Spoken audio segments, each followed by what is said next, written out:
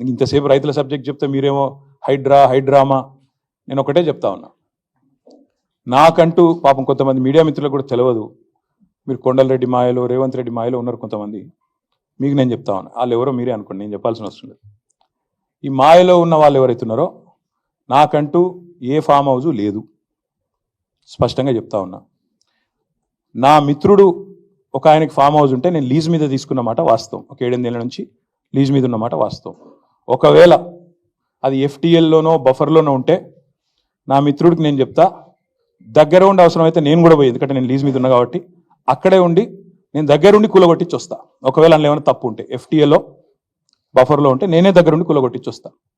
కానీ నేను కాంగ్రెస్ ప్రభుత్వాన్ని ఒక మాట అడుగుతా ఉన్నా, సరే ఇలా ఏమైనా తప్పు ఉంటే కూలగొట్టిరు, నో ప్రాబ్లం, కూలగొట్టండి, దానిలో నష్టమేం లేదు, వెల్కమ్. మంచి జరుగుతున్నప్పుడు అందరం ఆహ్వానించాల్సింది. కానీ నేరుగా అక్కడి నుంచి బయలుదేరి నాతో పాటు రండి మంత్రులు, పెద్ద పెద్ద కాంగ్రెస్ లీడర్లు, ఎఫ్టీఎల్లలో బఫర్లలో కట్టిన రాజభవనాలు నేను కూడా తీసుకొని మీ అందరం కలిసిపోదాం. నాతో పాటు మీరు కూడా రండి మీడియా, నేను దగ్గరుండి తీసుకొని పోతా. నిన్న మొన్నటి నుంచి నేను కూడా చూస్తా ఉన్నా సోషల్ మీడియాలో ఎట్లా బ్రహ్మాండంగా జూమ్లు పెట్టి మరీ తీసినారు. గూగుల్ ఎర్త్తో, అది గూగుల్ మ్యాప్స్ ఏందో కానీ చాలా చక్కగా పెద్ద పెద్ద కాంగ్రెస్ నాయకులు పేర్లు చెప్పమంటారా?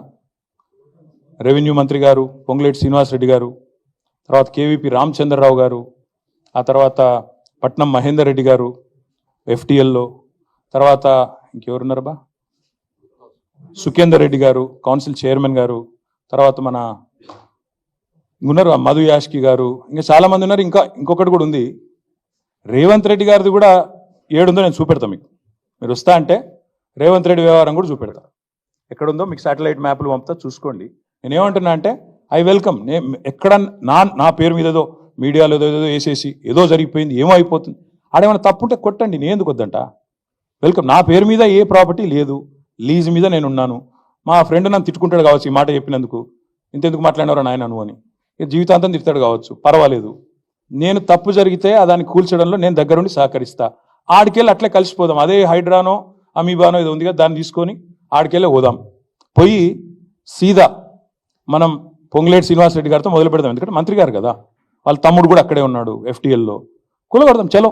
ఒకటే రోజు మనందరం ప్రజలకు పారదర్శకంగా ముందుండి నిలబడదాం.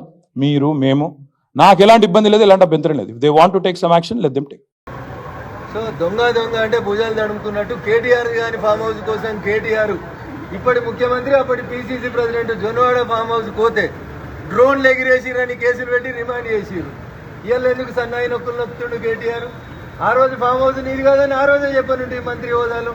ఇప్పుడు దాన్ని వేరేళ్ళ పేరు మీదకి పేరు మార్చి ఫామ్ హౌస్ నాది కాదు అంటే దొంగలు కలిసి చేసేటువంటి ప్రయత్నం తప్ప ఇంకొకటి కాదు. నేను ప్రభుత్వానికి చేసేటువంటి ఒక విజ్ఞప్తి, హైడ్రా పేరిట ప్రతిపక్ష పార్టీల ఎమ్మెల్యేలు ఎంపీలను టార్గెట్ చేయకూడదు. నిజంగా సుప్రీంకోర్టు నిబంధనల ప్రకారం చెరువులో, శిఖంలో, బఫర్ జోన్లో రఘునందన్ రావు కట్టినా, దామోదర్ గారు కట్టినా, కేటీఆర్ గారు కట్టినా, కవిత గారు కట్టినా దయాదాక్షిణ్యాలు లేకుండా 24 గంటలలో కూల్చేయాలని నేను ఈ సందర్భంగా డిమాండ్ చేస్తా ఉన్నా. ఎందుకంటే చట్టాన్ని గౌరవించే ఒక వకీలుగా సుప్రీంకోర్టు నీటిల్ని, చెరువుల్ని, కుంటల్ని పరిరక్షించమని చెప్తుంది. అడ్డంగా కడితే ఏమవుతుందో వాయనాడు మొన్న మనకు చెప్పింది. 2 సంవత్సరాల క్రితం ఉత్తరాఖండ్లో చెప్పింది. హోటళ్ళు గీటళ్ళన్నీ నీళ్ళకి ఎట్లా కొట్టుకుపోయినాడు. ప్రకృతికి కోపం వస్తే అక్కడ ఈ మంత్రి, ఆ మంత్రి, ముఖ్యమంత్రి ఎవరు కనబడరు. ప్రకృతి ఎకలాజికల్ ఇంబ్యాలెన్స్ కాకుండా చూడడానికే హైడ్రా ఏర్పాటు చేసిరని మనం నమ్మాలి. అట్లా కాకుండా రాజకీయ కక్షల కోసం హైడ్రాని ఏర్పాటు చేస్తే భారతీయ జనతా పార్టీగా దాన్ని తప్పకుండా వ్యతిరేకిస్తుంది. ముందు అధికార పార్టీ నుంచే ఆ కూల్చివేతలు మొదలైతే బాగుంటుంది అనేది నేను ఈ రాష్ట్ర ప్రభుత్వానికి చేసేటువంటి సూచన.